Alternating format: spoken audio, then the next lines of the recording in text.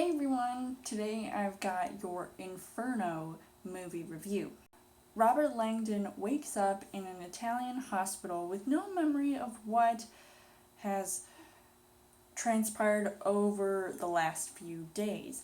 Now, he teams up with a doctor and they are going all over Europe to stop this virus from being unleashed to the entire world. As far as the story goes, Ron Howard returns to direct the third installment in the Robert Langdon series, which started with the Da Vinci Code, and that was my favorite movie.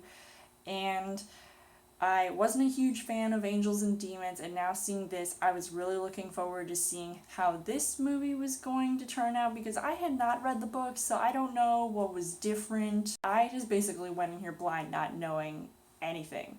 I thought the way that the story was being told was through some of these flashbacks that we get to see, and maybe some possible delusions because of what was happening to the lead character, Robert Langdon. So it was just, eye-opening to see what this interpretation was going to be all about.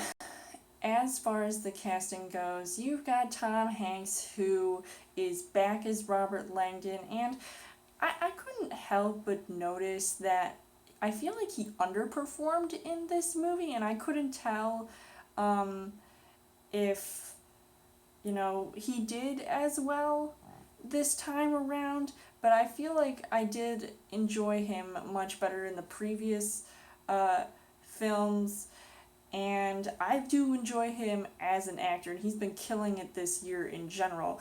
So I don't know if this was just a miss for him. I still like him as an actor, but in this movie, maybe it wasn't as great as I was anticipating.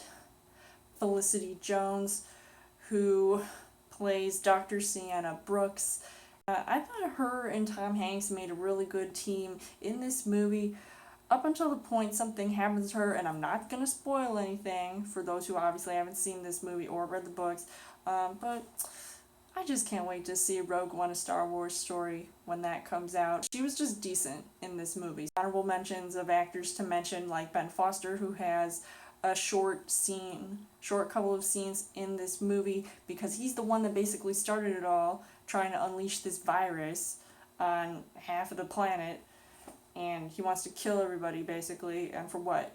It's just so stupid, that whole purpose. And then you've got Irfan Khan, you've got Omar Sy, and it's just a good ensemble cast. As far as the things that I liked about this movie, I did not see that plot twist coming, like I said, because I had no idea what was going to happen in this movie, but I did like seeing some of the cinematography, and even though the camera work was kind of moving around a lot, especially during those flashback scenes, but then there was that intense third act that really had me on the edge of my seat. But unfortunately, the things that I didn't really like about this movie, along with the shaky camera, I would say that there was some choppy editing here and there, and I wasn't a huge fan of that, so I don't know what that was all about. And it was a fast-paced film, even though the first act was just really slow and not really getting some headway. So overall, I would say that Inferno, is the second best of the Robert Langdon series films so far, with the Da Vinci Code being number one for me. And despite its flaws, I would still recommend seeing this movie. And I would give this 3.5 hearts on the heart rate scale. So let me know in the comments what you guys thought of Inferno, and what is your favorite film out of the Robert Langdon series. Did you read the books? And as always, you guys can subscribe to my channel. I've got more movie reviews, movie updates, come back every week for a Trial Thursday video. You guys can also like me on Facebook and follow me on Twitter, and I will see you guys later.